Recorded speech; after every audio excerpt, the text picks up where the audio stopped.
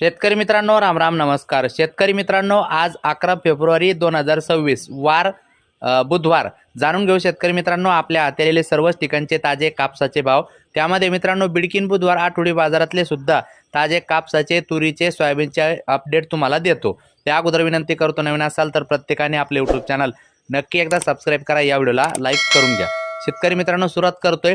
बार्शी टाकळी जास्तीत जास्त 8,010 रुपये, वरोरा शेगाव जास्तीत जास्त 8,010 रुपये, वर्धा जास्तीत जास्त 8,010 रुपये, सिंधी सेलू जास्तीत जास्त 7,885, काटोल 7,650, वरोरा 7,880, उमरेड 7,730, अकोला बोरगाव मंजू 8,010, अकोला 8,010, घाटंजी 7,700, जालना 8,010, समुद्रपूर 8,010, सावनेर 7,450, अमरावती 7,550, वसमत परभणी 7,400, पांढरकवडा यवतमाळ 7,700 रुपये.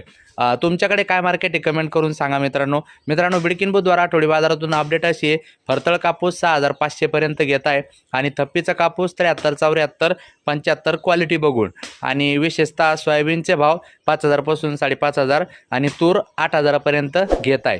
ही अपडेट आहे मित्रांनो. तुमच्याकडे काय परिस्थिती कमेंट नक्की करा. भेटूया पुढच्या व्हिडिओमध्ये. जाताना नक्की लाईक करा. धन्यवाद.